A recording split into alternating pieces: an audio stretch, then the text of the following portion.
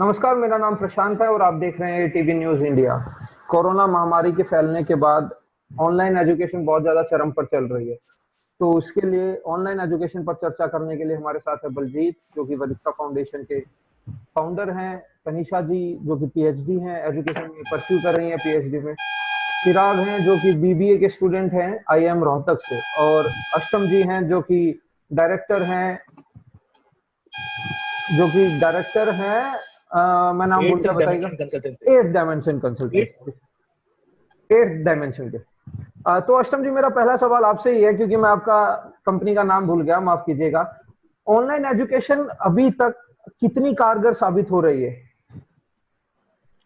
Sir देखो, ये depend करता है, क्योंकि मेरे को ये लगता है कि जो ऑनलाइन एजुकेशन है उसने हैव्स और हैव नॉट के बीच में जो एक डिवाइड था वो और ज्यादा गहरा कर दिया है। क्योंकि जैसे कि प्राइवेट स्कूल तो फिर भी चल पा रहे हैं, पर गवर्नमेंट स्कूल्स के लिए बहुत ही ज्यादा मुश्किल हो गया है। कम से कम मतलब जितना मैं दिल्ली में देख पा रहा हूँ, वहां पे बहुत ही ज्यादा मुश्किल है कि गवर्नमेंट स्कूल के बच्चे जो है वो पढ़ पाए। हाँ, कुछ केंद्रीय विद्यालय मैंने सुना था कि ऑनलाइन क्लास शुरू हो गई हैं, पर मतलब बहुत ही ज्यादा मुश्किल है, क्योंकि बहुत सारे चैलेंजेस हैं। लाइक मतलब कि एक मल्टीमीडिया फोन आपके पास होना चाहिए, और उसके अंदर इंटरनेट का पैक होना चाहिए। और उसके अलावा फिर अगर ये चीजें पूरी हो भी जाती हैं तो दूसरे फिर इंफ्रास्ट्रक्चर लेवल पे आ जाती हैं चीजें, कि जैसे कि आप कौन सा सॉफ्टवेयर इस्तेमाल कर रहे हैं। क्योंकि इवन जो प्राइवेट स्कूल में भी टीचर पढ़ा रहे हैं इस वक्त, वो अधिकतर टीचर बहुत ही ज्यादा नाखुश हैं, क्योंकि जो यूज ऑफ सॉफ्टवेयर इंटरेक्शन हो नहीं पाता, और क्लासरूम उस तरीके से नहीं चल पाता जैसे हम सबको क्लासरूम चलाने की आदत है। बलजीत, जैसा कि अष्टम ने बताया कि प्राइवेट और गवर्नमेंट का काफी ज्यादा कंपैरिजन चल रहा है, प्राइवेट जैसे तैसे करके अपना काम कर लेते हैं। तो गवर्नमेंट वालों के पास समस्या क्या आ रही है? आप हरियाणा में काफी काम कर रहे हैं ऑन ग्राउंड पे, तो आपको क्या लग रहा है, क्या क्या समस्याएं आ रही हैं? प्रशांत, अभी तक गवर्नमेंट स्कूल्स की अगर हम बात करें तो गवर्नमेंट स्कूल में ई लर्निंग बहुत ही लिमिटेड है। जैसे कि जो गवर्नमेंट स्कूल के मैं बच्चे हैं आपसे वहां पे रिक्वेस्ट सिर्फ ये हो करूंगा रहा है कि कि आप टीचर्स जो है आप अपने ओपिनियन, आप भी एक बार बता रहे थे कि चार ओपिनियन होने चाहिए, तो एक बार उनके बारे में बताइएगा। हाँ। सो प्रशांत, पहले मैं इसके बारे में बताना चाहूंगा। तो गवर्नमेंट स्कूल टीचर्स अभी तक जो इन्वॉल्व है वो है कि जो सिलेबस है उसकी फोटोज क्लिक करते हैं और व्हाट्सएप ग्रुप में शेयर करते हैं बच्चों को, स्पेशली वर्कशीट्स की, कि ये आपका होमवर्क है, ये कर दीजिएगा। That is very limited. एक तो ये है कि उसका रीच बहुत कम लोगों में है। जहां तक गवर्नमेंट स्कूल की बात होती है तो वहां पे हमेशा से कम्युनिटी का सबसे अंडर प्रिविलेज बच्चे वहां पे आते हैं, सबसे लोअर तबके के बच्चे वहां पे आते हैं। उन बच्चों के घर पे पेरेंट्स पढ़े लिखे नहीं है, पेरेंट्स के पास रिसोर्सेज नहीं है, इंटरनेट या फिर मोबाइल या फिर इस तरह की सुविधाएं नहीं है। तो वहां पे रीच एक बहुत बड़ा क्वेश्चन है। अब बात आती है कि ई लर्निंग की, जैसा आप कह रहे थे कि ओपिनियन ई लर्निंग पे क्या होगा। तो ई लर्निंग जो है कोविड से पहले भी एक बहुत बहुत बड़ा डिबेट का हिस्सा रहा है। मैं अभी भी कुछ आर्टिकल्स पढ़ रहा था और ज्यादातर जो लिखा गया है वो ये लिखा गया है कि अब हमारे यहाँ पे कोविड की वजह से ई लर्निंग आ गया है और टीचर्स और क्लासरूम की जरूरत नहीं रहेगी। तो ये बहुत बड़ा मिथ है कि e learning is kind of like will replace teachers और क्लासरूम।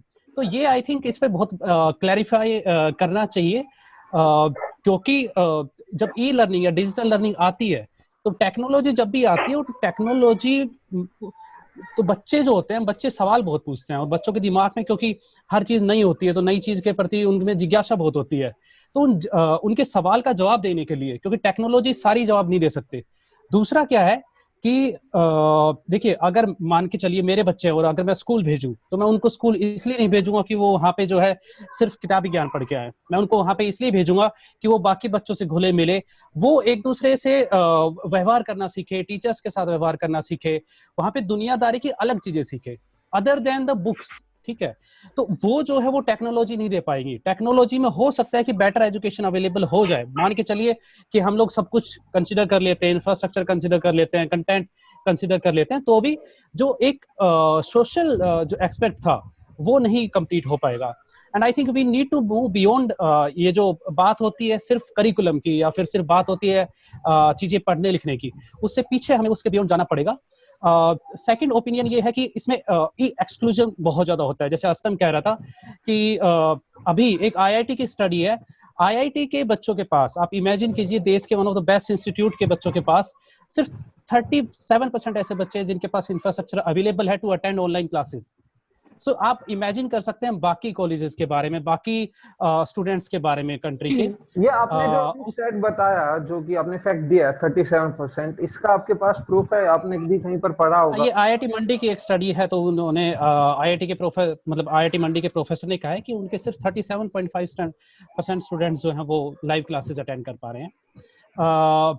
बाकी कॉलेजेस की अगर हम बात करें, अब क्या हो गया कि हम एजुकेशन को भी अलग अलग एस्पेक्ट में देख सकते हैं, जैसे कि स्कूल एजुकेशन हो गया, स्कूल को मैं K1 to K12 कंसिडर कर रहा हूँ, देन कॉलेज एजुकेशन हो गया, and then like research studies हो गई। सो अभी क्या हो रहा है कि स्कूल के लिए तो मैं कहूंगा कि हम जो क्या होता है कि तुरंत कि कुछ करना चाहिए उस पर आ जाते हैं। आई थिंक बच्चों के लिए एक लंबा वेकेशन हुआ है, एंड आई वुड से कि बच्चों को फ्री रहने दीजिएगा। पहली बार बच्चों को इतना लंबा वेकेशन मिला है, तो इतना जल्दी जरूरी नहीं है कि हर कोई सॉल्यूशंस लेके आए, ठीक है। तो स्कूल के लिए I think we should not be that worried, specially like जो 10वीं से नीचे की क्लासेस है उनके लिए। अब रही बात कॉलेज की, I am worried about college youth, so college youth का क्या है कि यूथ जो है वो भटकता बड़ी जल्दी है। अब पहले ही हमारे यूथ में लोगों के पास गाइडेंस की बहुत ज्यादा कमी है यूथ के पास। अब उन यूथ को टिकटॉक और इस तरह की फैसिलिटीज आ गई हैं, उनको ये नहीं पता है कि टेक्नोलॉजी का राइट यूज कैसे हो, उनको ये पता है कि टेक्नोलॉजी का रॉन्ग यूज कैसा हो। लाइक मोबाइल का टाइम उनके पास ज्यादा है, अभी उनके पास मोबाइल जैसी चीजें हैं, इंटरनेट है, तो वो सही से यूज नहीं कर पाएंगे, because very few colleges, very few universities are able to kind of guide their students कि उनके पास किस तरह के रिसोर्सेज होने चाहिए। बाकी आई थिंक जो लोकल कॉलेजेस है उनके पास इस तरह का कोई भी मीडियम नहीं है, उन बच्चों के पास कोई भी गाइडेंस नहीं है। तो I am more worried about the college youth than the school. ठीक है तनिषा जी, मुझे बताइए, जैसा कि बलजीत जी ने बोला कि we should be worried about college students more than the school students। तो आप खुद पीएचडी कर रहे हैं, परस्यू कर रहे हैं एजुकेशन में, तो आपको क्या लग रहा है कि online education is the new weapon और is the new tool for the future of India और फॉर द वर्ल्ड? देखिए, ऑनलाइन एजुकेशन ऐसा कोई नया कॉन्सेप्ट नहीं है जो कि बिल्कुल अभी इंट्रोड्यूस हुआ है लॉकडाउन के। ये बहुत पहले भी ऐसा, ये जो कोर्सेज थे ऑनलाइन एजुकेशन के पहले भी थे, जैसे कि हमारा Tata institute of social sciences भी ऑनलाइन कोर्सेज ऑफर करता है, और सिमिलरली डिस्टेंस लर्निंग की जैसे इग्नू है, Indira Gandhi national open university. पर आप अगर देखेंगे कि उन ऑनलाइन एजुकेशन में और नॉर्मल एजुकेशन जो मेन स्ट्रीम एजुकेशन होती है स्कूल, ज्यादा डिमांड में आ गया है। Reason is obvious reason, safety purposes. अब online education has been considered new normal. अब एक न्यू नॉर्मल इसमें ऑनलाइन एजुकेशन को कहा जाता है, पर ऑनलाइन एजुकेशन का मतलब और तरीका अभी लोगों को नहीं पता है। अलग अलग परिस्थितियां आ रही हैं। जैसे अगर आप ऑनलाइन एजुकेशन को समझे कि ऑनलाइन एजुकेशन है क्या, तो एक माध्यम है, एक प्लेटफॉर्म है जहाँ पर शिक्षक और शिक्षार्थी आकर आपस में सीखने सिखाने की प्रक्रिया में मिलते जुलते हैं।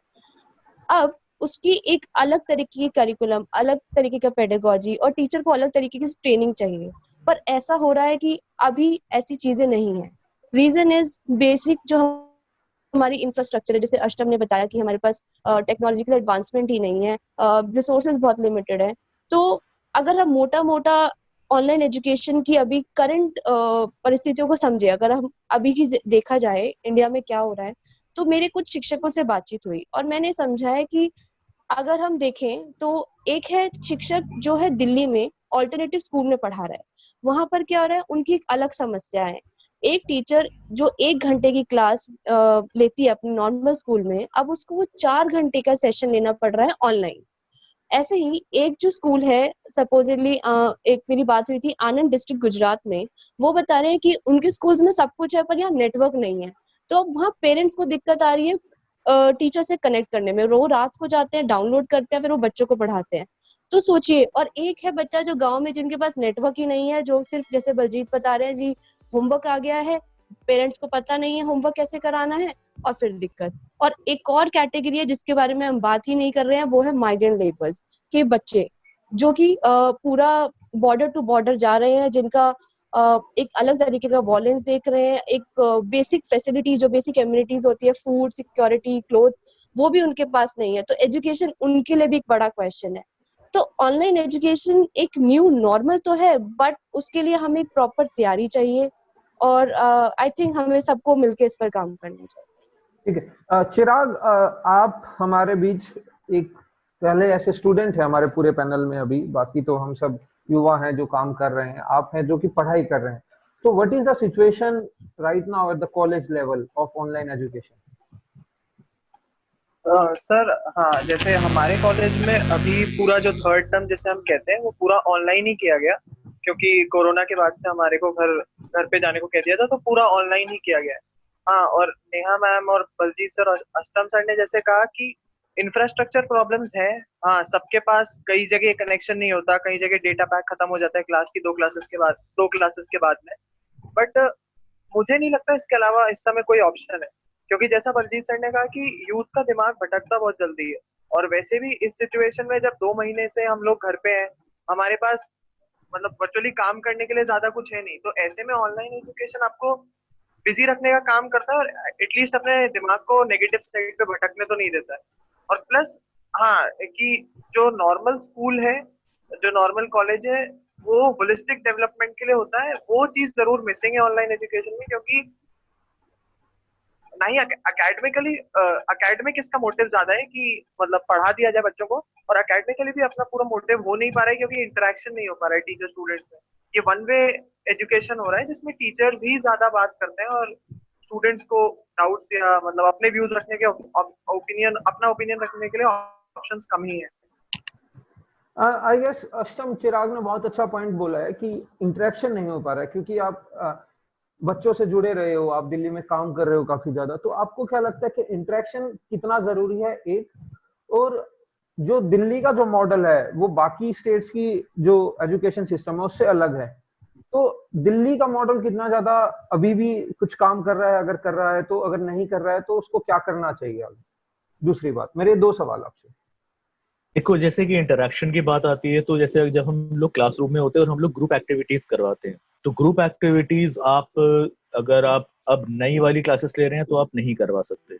ठीक है। दूसरी चीज ये है कि उसके लिए फिर टीचर को अडेप्ट करना होगा, और उसको अपने जो करिकुलम है, अपने जो मॉड्यूल्स हैं, उनको जो है वो इंडिविजुअल एक्टिविटीज में ट्रांसफॉर्म करना होगा। तो ये एक चेंज है। इंटरैक्शन के लिए एक्चुअली डिपेंड करता है, बहुत सारी एप्स हैं और हर किसी में इंटरैक्शन लेवल बहुत ही ज्यादा अलग है। लाइक अगर आप माइक्रोसॉफ्ट टीम्स यूज कर रहे हो, तो उसमें चैलेंज ये है कि सामने सिर्फ 4 बच्चे आपको दिखते हैं, तो आप ऑब्जर्व ही नहीं कर पाते कि भाई the student is getting it और नॉट। ठीक है। वहीं पे जूम है, जूम के जो है वो आप मतलब अच्छे खासे लोग स्क्रीन पे देख सकते हो, पर उसकी सिक्योरिटी, दिल्ली के अंदर सिक्योरिटी इश्यूज पेरेंट्स को बहुत ज्यादा मतलब कंसर्न है उसके अंदर, जबकि जूम एक बहुत अच्छी मतलब कंपैरेटिवली अच्छी इंटरैक्टिव ऐप है। वहीं पे तो अगर मेरे को अपने सेशंस के अंदर इंटरैक्ट करना होता है तो मैं 2 तरीके से करता हूँ। पहले मैं अपने जो चैट बॉक्स है, जो कि लगभग हर ऐप के अंदर है, उसका मैं बहुत ज्यादा यूज करता हूँ। मैं उनको बच्चों को ये कहता हूँ कि कुछ भी डाउट है तो उसको अपने साथ मत रखो, just put it on the chat box. क्योंकि ऐसा अगर आप हो नहीं सकता कि आप अगर मान लो आप 40 बच्चों का सेशन ले रहे हो, तो अगर माइक ऑन आपने करवा दिया तो केओस हो जाता है, तो वो बहुत मुश्किल हो जाएगा। तो मैं उनको बोलता हूँ आप वहां लिख दो, और उसके अलावा I take break in the session, की मतलब कि हाफ एन आवर के बाद मैंने ब्रेक लिया, and then at the time if anyone wants to have ask any question, तो मैं उनको बोलता हूँ कि आप चैट बॉक्स में लिखो and I will unmute you, और फिर हम लोग बात करते हैं। तो वो थोड़ा सा मतलब कि आप करते करते सीखते हो। एकदम से शुरुआत में जब पहली बार मैं भी गया था तो बहुत ज्यादा केओटिक हो गया था, समझ ही नहीं आ रहा था कि कैसे किया जाए, क्या किया जाए। तो ये चीज थी, जिस तरीके से मतलब इंटरेक्शन इस तरीके से हम लोग करने की कोशिश कर रहे हैं।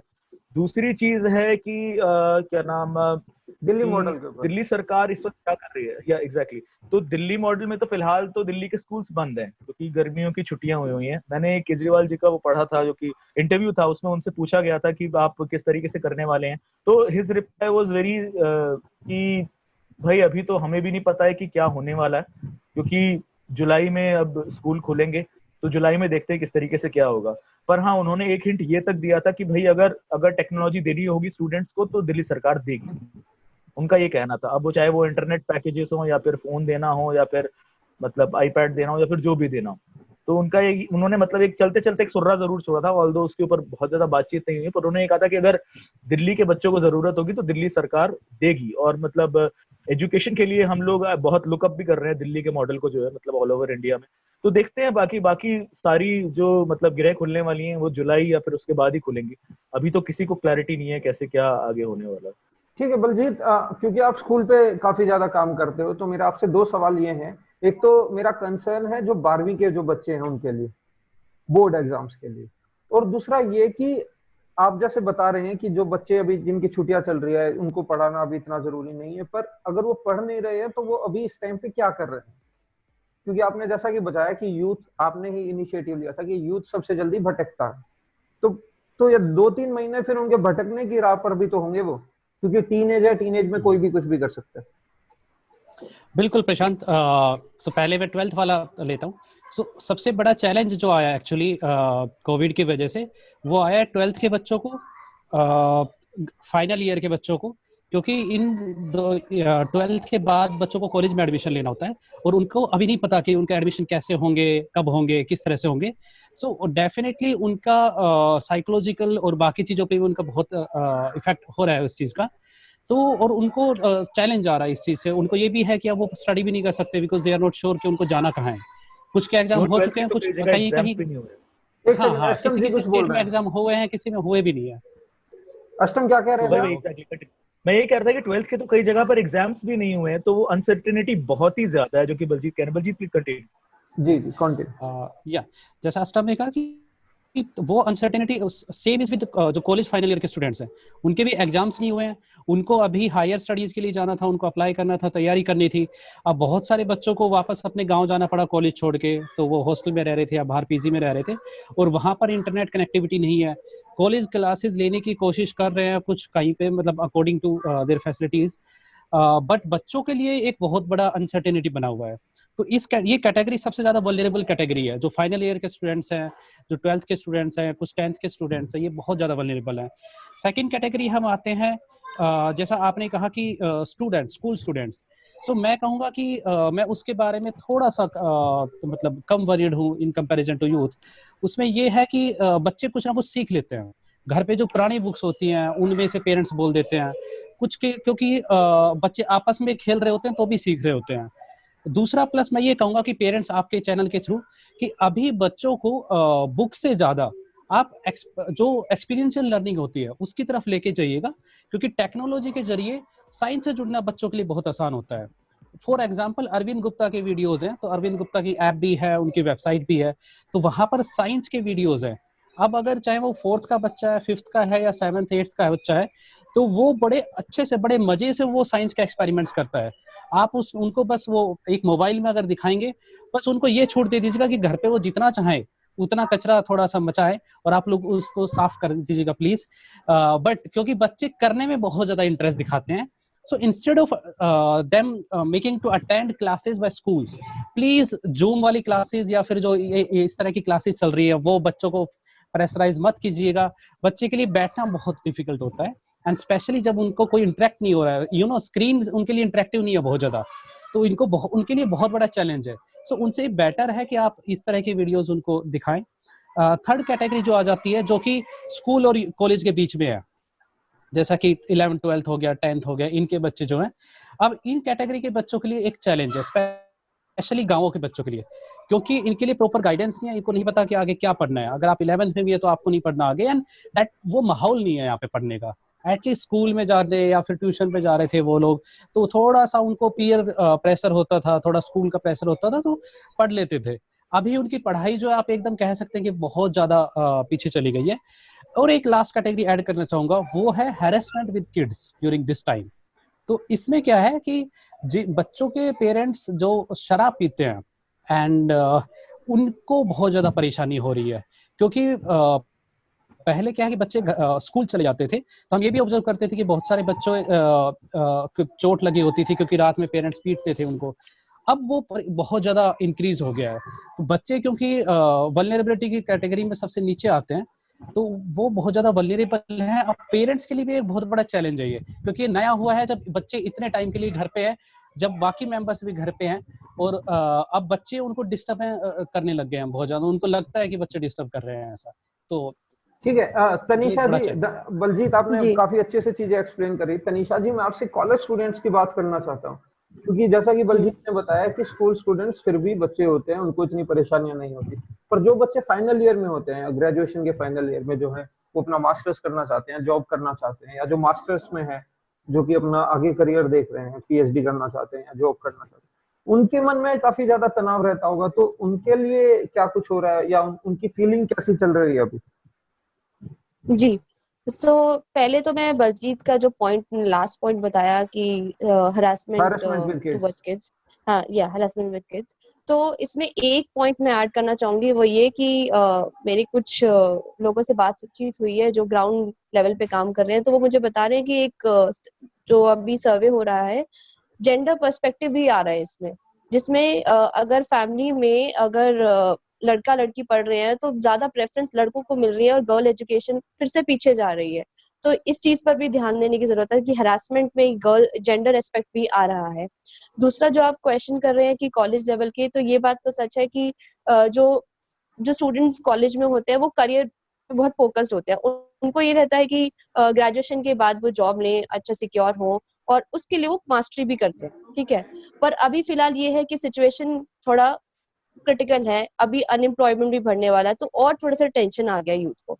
तो इस दौरान क्या किया जाए, उसके लिए मैं कुछ चीजें सजेस्ट कर सकती हूँ। वो ये है कि आप जो है अपनी स्किल्स पर डेवलप करें। स्किल्स ऐसा नहीं है कि आप सिर्फ ऑनलाइन ही कर सकते हैं, कुछ स्किल्स ऐसी भी होती है जैसे कम्युनिकेशन स्किल्स होती है, ऑब्जर्वेशन स्किल्स होती है, या फिर यू सोशल स्किल्स होती है, तो आप उस पर काम कर सकते हैं। तो फिलहाल यूथ को थोड़ा काम करने की, अपने आप पे काम करने की जरूरत है, वो खुद से, किसी और के उससे नहीं।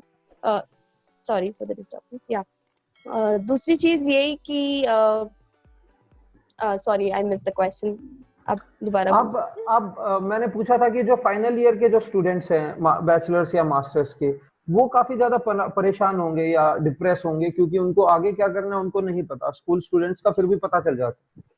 आपने बताया जी कि जी जी स्किल्स डेवलपमेंट करी जाए, ताकि आपको मदद जी। मिले आगे, जब मार्केट ओपन होगी तो आप उसमें जा सके। दूसरी चीज ये कि जैसे कि मैं इंटरनेशनल सर्वे में भी पढ़ रही थी कि वहां पर क्या हो रहा है कि अनएम्प्लॉयमेंट प्रेडिक्ट कर दी गई है। तो अब वहां पर क्या हो रहा है कि लोग पहले से ही अपना जो करियर है जिसमें वो जाना चाहते हैं, उसकी, जैसे मैं पहले स्किल्स की बात कर रही थी, वो स्किल्स एक्वायर कर रहे हैं, ठीक है। तो मैं वही चीज को थोड़ा अपने इंडियन कॉन्टेक्स्ट में लाते हुए बात करूंगी कि जो भी यूथ जिस भी करियर में जाना चाहता है या करना चाहता है, तो उसको थोड़ा एक्सप्लोर करे, मल्टीपल डायमेंशंस को देखे, अलग अलग लोगों से बातचीत करे, और सबसे जरूरी बात ये है कि अपनी मेंटल हेल्थ पे काम करे, क्योंकि दरअसल क्या होता है कि ये यूथ जो है उनको एकेडमिक प्रेशर बहुत होता है। तो उस एकेडमिक प्रेशर को कम करने के लिए थोड़ा आई थिंक हम सबको अवेयरनेस डेवलप करनी पड़ेगी और मोर और लेस अपने आप पर काम करना पड़ेगा।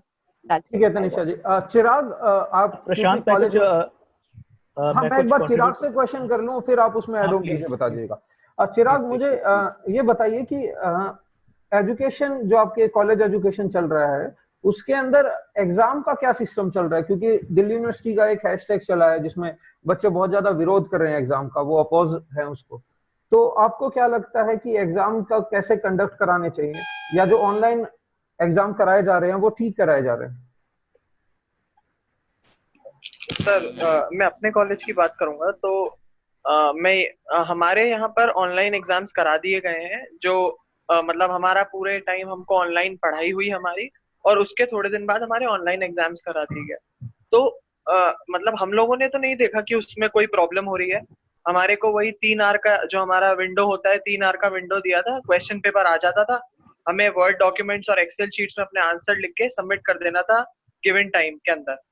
तो मुझे, और ओपन बुक एग्जाम्स हुआ करते थे, तो मतलब फेयर रहा था, हमारी हमारी तरफ से तो फेयर रहा था पूरा, जो एग्जामिनेशन प्रोसीजर था पूरा। उस पैटर्न के बारे में थोड़ा बताएंगे कि आपके पास एग्जाम आया और फिर आपने कैसे कुछ हुआ था वो? जी सर, तो हमारे पास में मतलब हमारा एग्जाम का विंडो होता था 3 घंटे का, तो हमारे पास 5 मिनट पहले क्वेश्चन पेपर्स आ जाते थे ईमेल के थ्रू पूरे बैच को। ऐसे ही फिर हमें मतलब 3 घंटे का टाइम था, उसमें क्वेश्चन पेपर की लेंथ होती थी, उसको हमें कंप्लीट करके पूरा 3 घंटे बाद सबमिट करना रहता था। ओपन बुक एग्जाम हुआ करते थे, तो मतलब फिर कि अनफेयर होगा कुछ या अनफेयर मीन्स यूज हो जाएंगे, तो उसकी भी कोई टेंशन नहीं हुआ करती। ठीक है अष्टम जी, आप ऐड ऑन कर रहे थे कुछ पहले, तो वो ऐड ऑन आप हाँ बता प्रशांत दीजिए, जी, फिर मैं मैं ना सवाल करूंगा दो आपसे। तीन चार चीजें हैं जो कि मैं बोलना चाहूंगा। एक तो जैसे कि अभी चिराग नहीं बोला, तो मैं अपने खुद के कॉलेज के दिन याद करना चाहूंगा। तो टेस्ट में जैसे कि हम लोगों का था, तो बहुत ही ज्यादा स्टूडेंट्स भी ना बहुत अलग अलग तरह के होते थे। जैसे कि कईयों के पास लैपटॉप ही नहीं होता था, ठीक है। कई लोग ऐसे थे जिन्होंने नया नया लैपटॉप एक्वायर किया था, तो उनकी टाइपिंग स्पीड ही नहीं थी।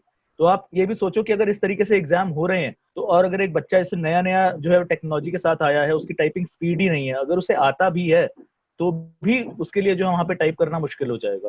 और उसके अलावा टेक्नोलॉजिकल एजुकेशन, हम लोग यहाँ टेस्ट में तो अलग से मतलब काफी सारे मॉड्यूल्स वगैरह लिए जाते थे बच्चों को सिर्फ गाइड करने के लिए, क्योंकि शुरुआत में बच्चों को नहीं पता होती थी ये सब चीजें। तो ये मतलब अलग तरह के चैलेंजेस हैं। अगर हम लोग इस तरीके से ऑनलाइन एग्जाम लेना चाहते हैं, इसके बारे में हमें अवेयर होना चाहिए। वही बात है, हैव्स और हैव नॉट्स जो है उनका डिवाइड बहुत ज्यादा बढ़ता जा रहा है। जैसे मैंने शुरू में कहा था आपको, मेरे को 3-4 मतलब चीजें ऐड ऑन करनी थी जो मैं मतलब सुन रहा था। एक तो बलजीत ने ऐसे की बात कही कि घर पे रहने की। तो जैसे अगर हम लोग दिल्ली के अंदर देख रहे हैं, तो बच्चों के अंदर एंग्जाइटी और फ्रस्ट्रेशन दोनों ही बहुत ज्यादा बढ़ रहा है, क्योंकि दिल्ली में आप घर से बाहर नहीं निकल सकते, ठीक। तो और दूसरा, पेरेंट्स भी जो है वो उनका अगर मतलब वर्किंग है, तो फिर हर किसी का स्क्रीन टाइम बहुत ज्यादा बढ़ गया है। बच्चों भी, अगर बच्चों की क्लासेस चल रही हैं, तो उनको 5-5, 6-6 घंटे स्क्रीन के सामने बैठना पड़ रहा है।